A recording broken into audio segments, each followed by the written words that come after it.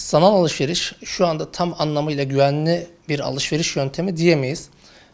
Bunun için birçok site ciddi yatırımlar yapıyor. Sanal güvenlik uzmanları var ve korumaya çalışıyorlar. Ancak şu an piyasada bilinen birçok sitede kart bilgilerinin çalındığı ve bu kart bilgileriyle farklı alışverişler yapıldığı bilinmektedir.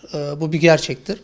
Bunun için tüketicilerin, vatandaşların dikkat etmesi gereken birkaç husus vardır. Bunlara dikkat ederlerse daha güvenli bir alışveriş yapabilirler.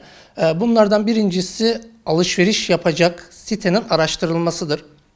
Kısa bir araştırmayla bu site hakkındaki yorumları okuyarak o sitenin ne kadar güvenli olduğu veya müşterilerine nedenli geri dönüş yaptığını, nedenli yardımcı olduğunu anlayabilirler ve bu noktadan sonra o siteden alışveriş yapabilirler. İkinci olarak alışveriş yapılacak sitede mutlaka sanal kart kullanılmalı. Kartınızın limiti yüksek ise alışveriş yapacağınız limit üzerinden bir sanal kart oluşturursunuz. Yalnızca o alışveriş için sanal kartla alışverişini yaparsınız. Daha sonra da sanal kartınızı iptal ederek alışverişinizi güvenli bir şekilde sonlandırabilirsiniz. Bir diğer husus da alışveriş yapacak kişiler mutlaka ve mutlaka kendi telefonlarından ve kendi bilgisayarlarından bu alışveriş işlemlerini gerçekleştirmeleri gerekiyor. Çünkü şu anda birçok bilgisayar, site veya uygulamalar kart bilgilerini otomatikman kopyalıyorlar. Kopyaladıkları için bu kart bilgilerini daha sonra da kötü niyetli olarak kullanabilirler. Buna da dikkat edilmesi gerekiyor. Sanal alışverişte mağdur olan vatandaşları iki kategoriye ayırabiliriz. Bunlardan birincisi malın niteliği konusunda zarara uğrayanlardır.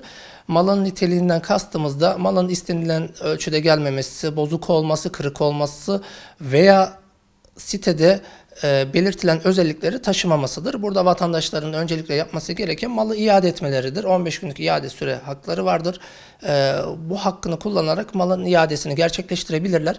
Malın iadesini kabul etmeyen veya iadeyi yapamayan vatandaşların başvurulacağı hususta tüketici hakem heyetleridir. Burada da vatandaşların dikkat etmesi gereken husus uyuşmazlık konusu miktardır. Eğer miktar 7.550 TL'nin altında ise bulundukları ilçe tüketici hakem heyetlerine başvuru yaparak gerekli ücret iadesini veya malın değişimini talep edebilirler.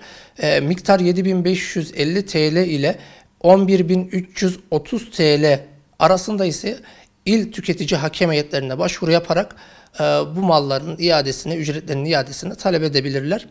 İkinci hususta vatandaşlarımızın dolandırılmış olması. Burada dolandırılan vatandaşların mutlaka Cumhuriyet Başsavcılıklarında suç duyurusunda bulunması gerekiyor. Suç duyurusunda bulunarak haklarını arayabilirler.